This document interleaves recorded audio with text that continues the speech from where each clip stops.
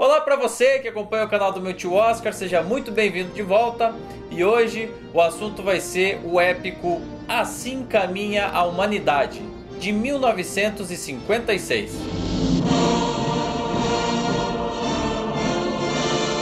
Em um ano de tantos superlativos cinematográficos como é esse ano de 1956, e que a gente já está estudando aí desde os últimos vídeos, eu confesso que é até um pouco surpreendente a gente se deparar com uma obra que consiga se destacar no meio dessa conjuntura toda.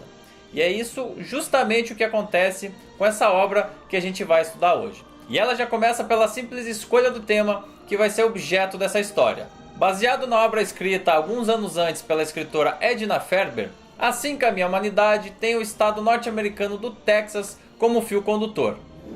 Is that Texas?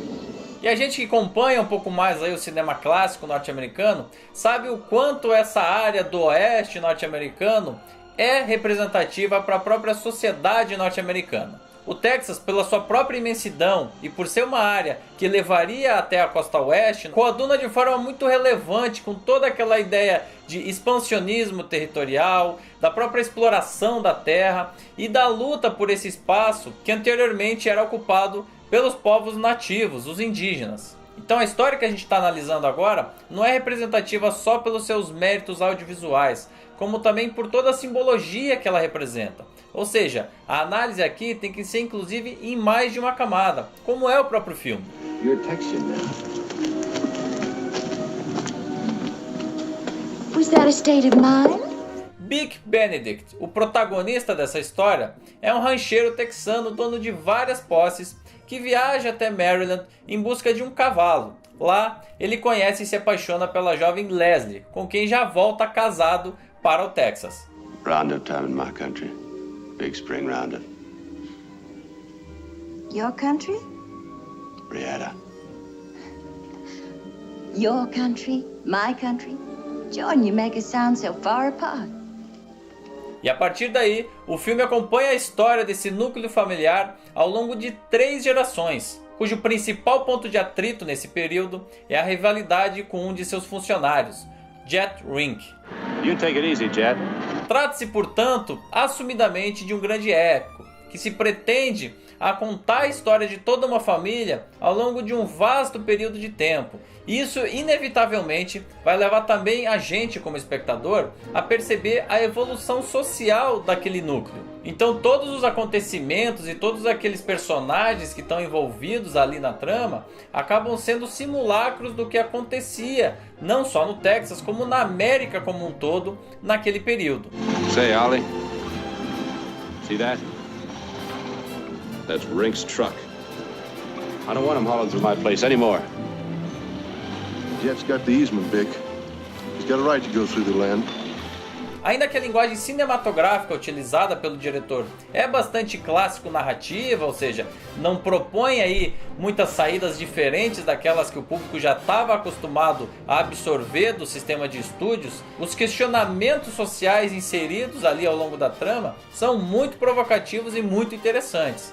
I don't want to take your place. I want you to know that. But I can't have you taking my place either. Definitivamente nesse aspecto não existe aí uma receita de bolo ou algo que seja uma relação direta de causa e consequência dentro da estrutura social que estava ali colocada desde o início. E isso é visto em várias camadas ao longo da projeção. Então você tem o personagem do filho desse patriarca, ainda quando ele é criança, com medo de montar no pônei, né? De montar no cavalo, que era inclusive um símbolo de poder daquele homem do rancho, né? Daquele homem texano. Ao invés disso, de ficar ali para administrar os bens da família, ele quer na verdade sair daquele ambiente e estudar para ser médico. Once you finish college, a good time for you to take your place here and produce beef for the war. Well, they need doctors, Dad. They need doctors in war, too. I'll go on and finish medical school if I can. A sua irmã, por sua vez, também não quer ir até a Europa finalizar os estudos, como era o desejo dos pais. E a própria personagem de Leslie é o que a gente pode chamar até de uma pré-feminista ali dentro daquele contexto, já que ela não se conforma em exercer meramente o papel que era destinado às mulheres nessa época da sociedade e toma frente dentro daquele ambiente, batendo inclusive de frente com a sua cunhada, logo nas primeiras sequências pós-casamento. I'm a lot tougher, perhaps, than you think I am. Isso vai ainda mais longe, a partir do momento em que ela se intromete, por assim dizer, nas conversas dos âmbitos mais masculinos, né? Falando e dando palpite sobre política e sobre negócios, sobre economia. You gentlemen date back 100,000 years. You ought to be wearing leopard skins and carrying clubs. Politics? Business? What is so masculine about a conversation that a woman can't enter into it? Em outras palavras, a gente não tem aqui no filme o retrato daquela família perfeita e da forma como era esperado que ela seria ao longo de todas essas gerações, né? Com os filhos sucedendo os pais, de acordo com o manual que já era esperado, do papel social de cada um daqueles elementos. E tudo isso ainda acontece sob a sombra do funcionário Jet Rink, que é um rebelde por também desafiar o status quo daquela estrutura social. E uma das sequências que eu mais gosto para exemplificar isso que eu estou dizendo é quando o Jet Rink vai negociar com o Beat a venda ou compra aí de um pedaço de terra que tinha sido deixado a ele como parte de uma herança. I know that land ain't worth much, but then someday I just might up and put my own fence around her. Call her Little Brietta. Naquele momento, não existe a relação clássica de patrão e empregado. Ali, o que vigora são as próprias leis de mercado e que o nosso tão poderoso dono de posses entende muito bem, estando normalmente na posição privilegiada da situação. Em uma sociedade em constante transformação e com bastante miscigenação étnica e racial, também são introduzidos alguns elementos do preconceito contra índios ou contra mexicanos, latinos aí, né? Mais uma vez encampadas pela personagem de Leslie, essas questões são pontuadas constantemente ao longo de todo o filme. E a gente vê aí uma contraposição entre marido e mulher sobre o que era adequado ou não nessas questões. You can't do that. You can't go there. He's our doctor.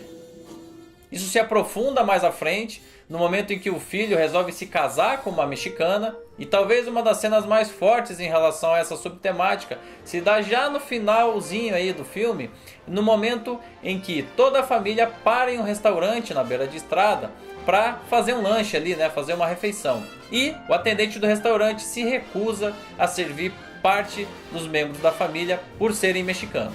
Sure appreciate it if you're a little more polite to these people.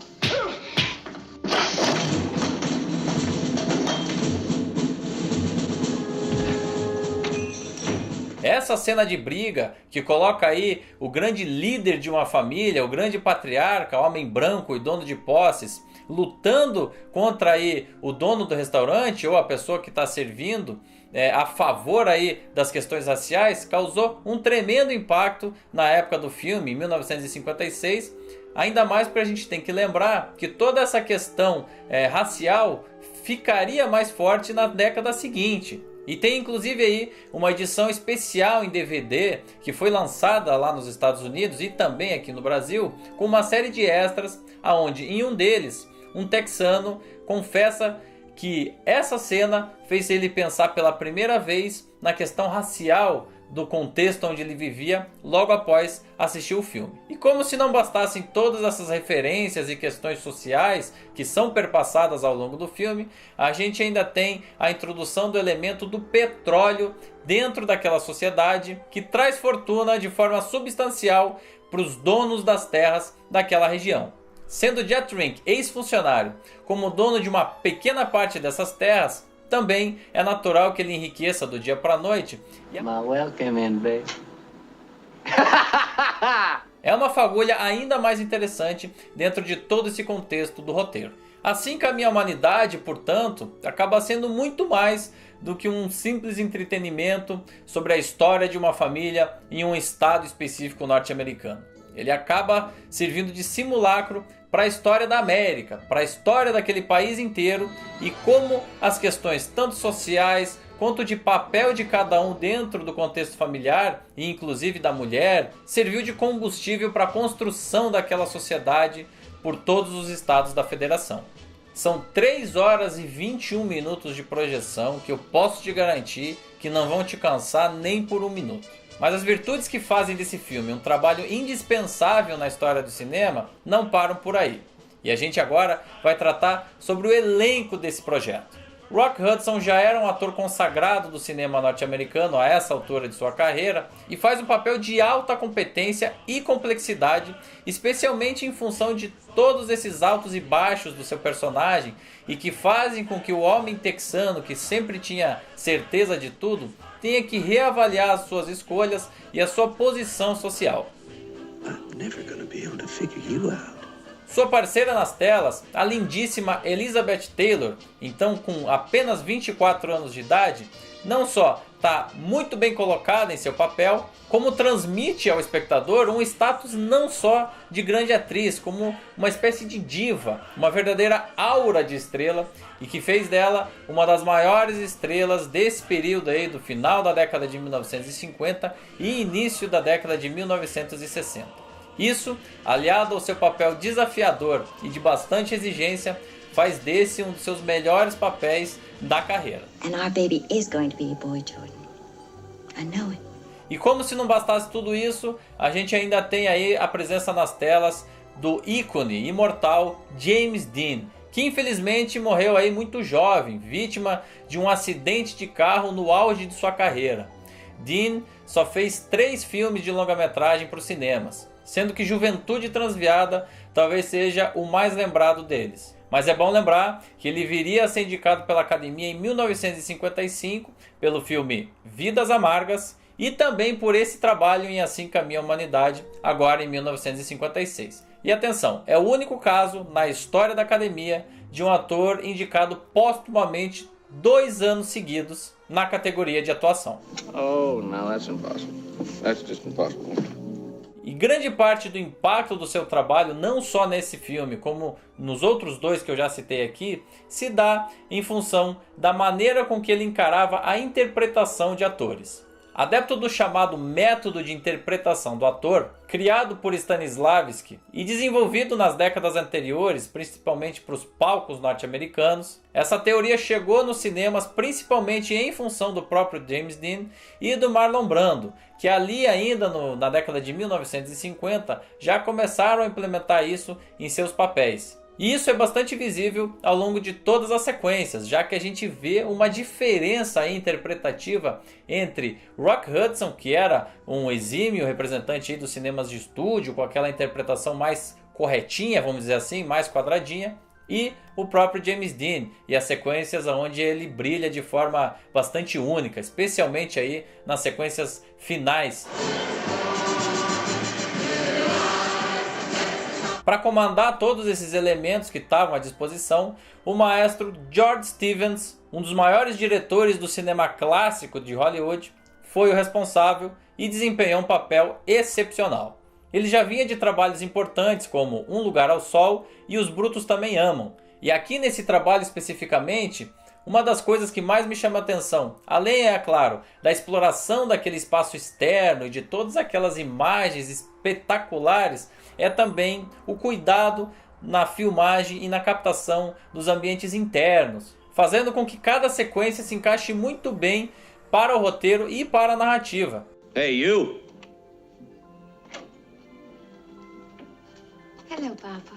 E falando inclusive nesse aspecto, eu acredito aí que a questão visual e de esmero de produção dispensa qualquer comentário. Trata-se de um verdadeiro show de produção em todos os seus elementos, incluindo aí a cenografia, a direção de arte, os figurinos, a própria maquiagem com o envelhecimento dos personagens, mas principalmente a fotografia que explorava toda aquela imensidão do Texas, e para emoldurar tudo isso, uma trilha sonora que passa muito bem essa ideia de grandeza, né? E que tem tudo a ver inclusive com o título original do filme, Giant, que numa tradução literal seria gigante. Tão gigante quanto as imagens captadas pelas câmeras ou o tempo de duração do filme é a importância desse trabalho para toda a história do cinema. com um roteiro que consegue ser melhor do que a própria obra original, um elenco de ícones da história do cinema, a referenciação social das temáticas que são abordadas ao longo de todas as sequências e a pertinência histórica desse trabalho, Assim Caminha a Humanidade é um dos mais importantes trabalhos que a Hollywood clássica já produziu e que infelizmente saiu com apenas um Oscar da cerimônia de entrega de prêmios da Academia. Mereceria muito mais. That's the way it's always been, too. E você aí, já assistiu a essa superprodução? O que você achou? Gostou, não gostou? Deixe aqui seu comentário, utilize os espaços aqui do YouTube e de todas as redes sociais do meu tio Oscar. E é claro, curta, compartilhe e se inscreva no canal. O nosso próximo vídeo vai ser sobre o filme Sublime Tentação, dirigido por William Wyler e um outro sucesso popular desse ano de 1956. Eu espero você aqui!